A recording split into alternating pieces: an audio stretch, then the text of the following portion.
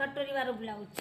આ કટોરીવાળો બ્લાઉઝ કરવા માટે આટલું પીસ લેવાનું અને આ 2 ભાગ રાખવાના. કટોરીવાળો ડાયરેક્ટ આપણે કરવાનું હોય ને એટલે આ 2 પીસ રાખવાના. જો 1 અને આ 2, 4 નહીં કરવાના. આમાં સાદામાં 4 હોય. અને આ કટોરીવાળો બ્લાઉઝ ડાયરેક્ટ આપણે ફરમાં નહીં, ડાયરેક્ટ બોડીમાં શીખવાનું છે. બરાબર. અહીંયાથી પહેલાં આપણે કાપી નાખવાનું.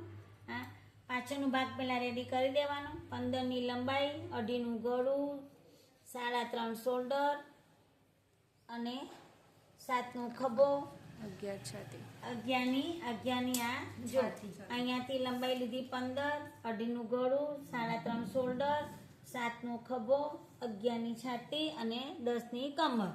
અને આ ગળું આપણે કાપી નાખવાનું. તમારે જે પેટર્નવાળું ગળું કરવું હોય. અત્યારે આપણે પાન આકર કરી દઈએ છીએ. ડાયરેક્ટ આપણે કટિંગ કરવાનું છે. આ પાન આકર તૈયાર થઈ ગયું. જો આ તમારા પાછળનો ભાગ રેડી થઈ ગયું. જો આ પાન આકર. પછી એને આમ કરી આપણે કટોરી કાઢવાની છે. યોક કાઢવાનું હોય તો આની આપણને જરૂર પડે. પછી જે આ કટિંગ કર્યું હોય ને એ આપણને કપડાને આમ ફેરવી દેવાનું, આપણી બાજુ કરી દેવાનું. બરાબર. કટોરી કાઢવા માટે આપણને આ ભાગ દોરીને મૂકી અને આ ભાગ લઈ અને તમારે અહીંયા મૂકવાનો. બરાબર. આટલું આપણને પહેલાં દોરી નાખવાનું આખું. હા, મેં પેપરમાં કરાવ્યું ને તમને હમણાં. આ ડાયરેક્ટ આપણે ફરમાની જરૂર ના પડે તમારે. આટલું કરી અને આ આગળનો પાછળનો ભાગ લઈ લેવાનું અને તમારે આ માપ લેવાનું. આ ગળું કહેવાય. ગળાનું આપણે 4 લઈ લેવાના. આ 4ની લીટી પાડી દેવાની અને આ તો આપણે જે ખભાની હતી એ જ. અને અહીંયાથી આગળ ભાગ ઉતારવાનો. આગળ ભાગ ઉતારી જે આ સાઈડવાળો ભાગ હતું ને ત્યાં તમારે 6નું લેવાનું. 6 લઈ અને તમારે અહીંયા લેવાના 5. કેટલા? આ 5 લીધા. 5 લીધા પછી તમારે શું કરવાનું? જે આ 4 હતા ને ત્યાંથી પછી એને હલાવી દેવાનું. અહીંયા વચ્ચે 2.5 આવવા જોઈએ. 2.5 આવ્યા પછી તમારે નાનું મોટું કરાય નહીં. જો 2.5 આવી ગયું કમ્પ્લીટ. પછી આ જે લીટી લીધી ને આપણે ત્યાંથી ગળું લઈ લેવાનું. આમ ગળાનો આકાર આપી દેવાનો. પછી અહીંયાથી 1 લીટી આમ દોરી અને 1નું ખાનું બનાવવાનું. આ ડાયરેક્ટ કટોરી કાઢવા માટે આવી રીતે તમારે પેપરમાં નહીં જરૂર પડે. પછી અહીંયાથી આપણે 4.5ની કટોરી કરવાની. એટલે 4.5નું આટલું ખાનું બનાવી દેવાનું. હે ને? અહીંયાથી 1 કરી આ લીટી આપણે 5ની કરીને એના સામે 4.5ની, પાછું 1 અહીંયા ઉતારવાનું, પાછું અહીંયા 4.5 કરવાનું. પછી જે આ ટચ હતું ને આ વચ્ચે જે એ વચ્ચેથી 4.5 બીજા લેવાના. આમ પણ આમ આડા લેવાના. એટલે એ કટોરી તમારે અહીંયા અડાડી દેવાની. પછી આ 4.5 ઓટોમેટિક તમારે આવી જશે.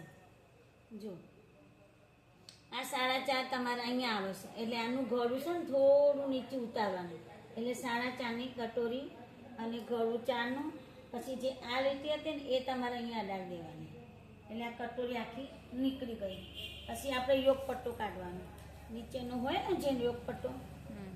પછી આપણે આની લંબાઈ લેવાની. પહેલાં આનું કમરનું લેવાનું અને અહીંયાથી તમારે લીટી પાડવાની.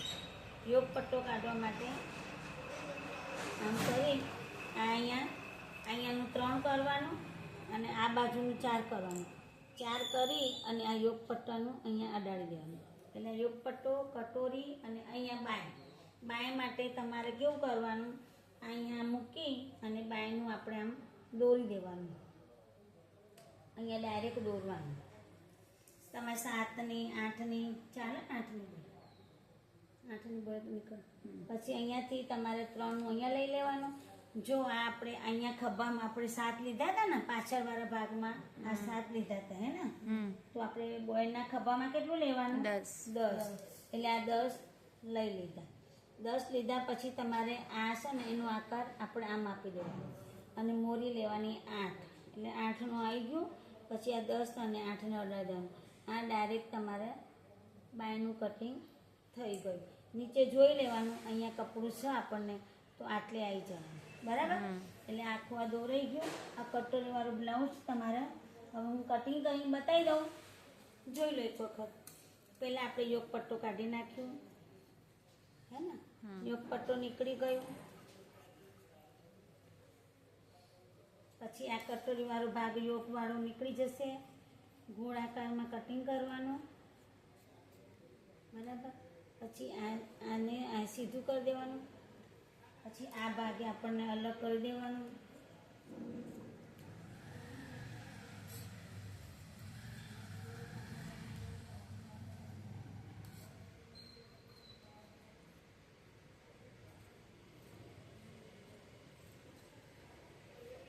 આમાં ફરમાની જરૂર ના પડે, આખું આપતા તો એક તમે કરજો. આમ સામે સામે મૂકી દે એટલે આખું આવી જાય ફરમાન. પાછળનું આખું ખોલીને મૂકી દે, ગોઠવી દે. પાછળનું આમ ખોલીને મૂકી દે એટલે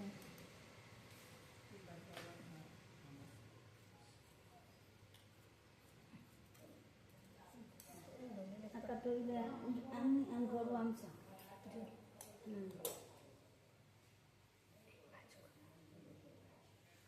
ઊંધું બમ્પી બેન ઊંધું થયું.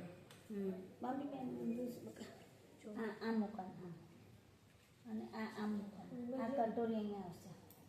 હા અને પેલું છે ને એ જો નીચે મૂકી દો. આમ થોડું ઊંચું કર.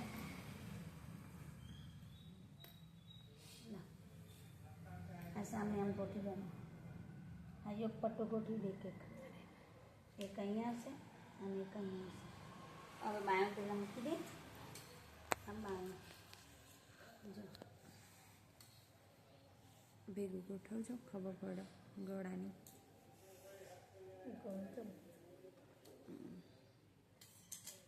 પછી આમાં પાછી ગળા પટ્ટી એ કરવાની. અરે ગળા પટ્ટી ક્યાં નીચે ઘા પડે.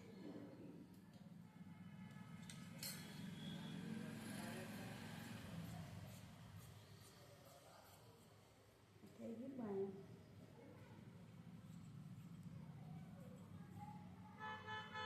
આપવા નીચે નહીં. આ બાયો થઈ ગયું.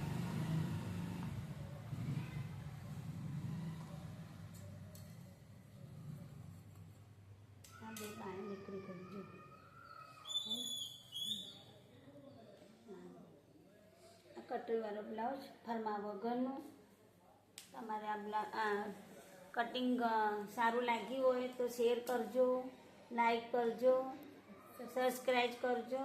હિંમતપુરમાં આપણે સીવણ ક્લાસ ચાલુ છે. ઓકે.